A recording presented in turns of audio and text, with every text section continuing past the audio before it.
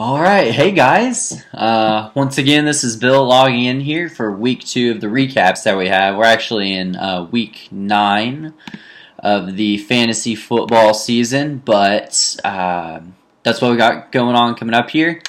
And to recap kind of some stuff that happened this week, it was a pretty interesting week, or even just past couple days with the trade deadline coming in for the NFL. So like Kelvin Benjamin and Jay Ajayi get moved last minute there. 49ers getting Jimmy Garoppolo with a new quarterback. Like, NFL is turning a little bit more into what the MLB does for the trade deadline. And as a fan of the sport, I kind of like it.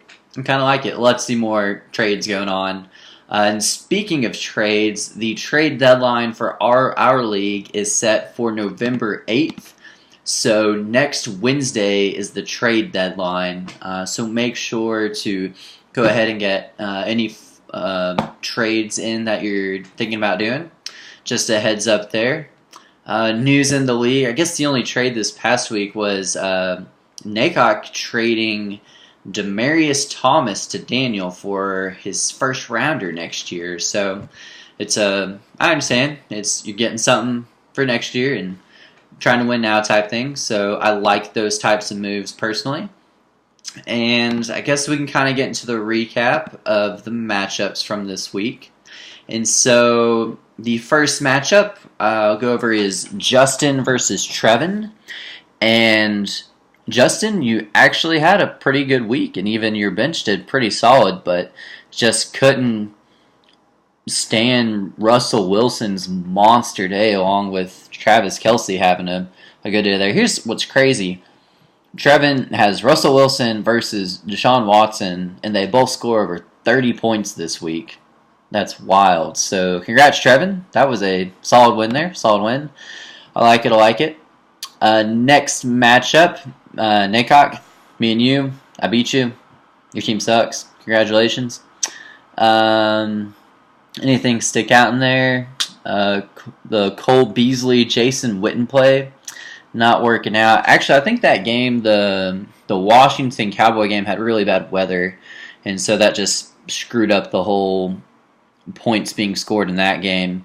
And I changed it last minute to put in Juju Schuster because he was talking smack on social media about how people wouldn't put him in their lineups. So I did, and he went off, had like a 97-yard touchdown. So then the next matchup, if my laptop doesn't freeze. Okay, we're good here. So we have Tevitt versus Daniel. And Tevitt and Daniel, y'all win the worst matchup of the week award this week because this is pathetic. The final tally was 69.9 points for Tevitt and 72.9 points for Daniel, including a negative 4-point performance by his defense. And the Steelers only gave up 15 points, but they had 0 points on defense, so that's just stupid. With the fumble recovery, I don't know how that happens.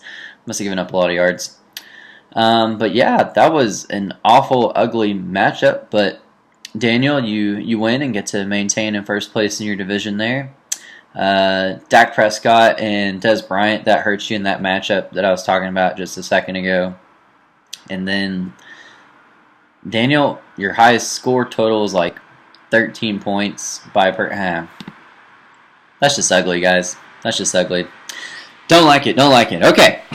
So next up, we get another fun matchup here. Andrew and Corey went at it, and Corey had a pretty solid week this week too, including 27 points by the Ravens defense, and still managed to lose by about 15 points here. 140 points for you, Andrew, so good job. And that Will Fuller on your bench, Corey, I wouldn't have made the move either, but if you swapped Fuller and Garcon, you could have pulled out the win there. But I wouldn't do that. Although I would say I'd probably play Fuller in the future because he just scores 2 touchdowns every single game for some reason. And then on Andrew's side, we had Thielen with the big day. Oh, Hopkins. Hopkins is the number 2 receiver in our scoring format right now, and he's had his bye already. So John Watson has been very good for DeAndre Hopkins, to say the least.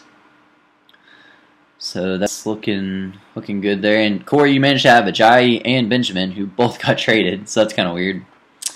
And then the final matchup, this was the one that was really fun to talk about because Martindale got taken down, man. It's bound to happen sooner or later. And now Martindale is sitting at 7-1 after that loss to Travis Ball.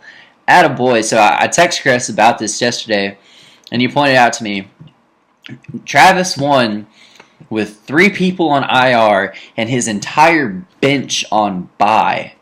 I don't even know how that happens, but it played out perfectly. And then Lamar Miller had the big day there with 20 points, and it was really, so going in, I was kind of looking at stuff. I saw their matchup was pretty close. And the Chiefs defense getting 18 points on Monday night to seal the deal for Travis. So shout out to Mr. Ball this week for balling in that. And so let's take a look at the standings for the league now. So Chris lost a game, but he still has, since it's only his first loss, still has a 2-game lead there. And I'm coming at you this week, Chris. So be ready, be ready. And we're still pretty close. Andrew at 4-4 in the East, and then Justin and Tevitt at 3-5 there. So really anybody can still. I think Chris is kind of somewhat cemented a playoff spot, but other than that, it's pretty close still. Daniel got a 2-game lead in the other division, the West, as well. Then you're in second place in the division, and I can't tell who has the tiebreaker between you and Andrew. Let's see. Oh, Andrew has the tiebreaker right now. Most points scored, but still, there's stuff that could be happening here. And Naycock, congratulations, you are officially solely in last place at 2-6. So shout out to your team there. And so looking at the division still, West, I think y'all had a better week this week, but so did the East. So here's how fantasy football works. Sometimes it's better to be lucky than good. So Daniel 1 points, the second lowest total of the week, who beat the lowest total of the week in that, and I'm sitting at 5-3 in second in the division with the lowest points scored in my division as well at 909, but yet I still have a higher point scored than everybody in the West. So West, y'all are killing me. Come on, Smalls. But looking good there. Looking good, guys. So just a reminder that there we go. So that the trade deadline is coming up this next week. So make sure to get any last minute deals in there. And other than that, good luck in your matchups this week. And I'll see you next time.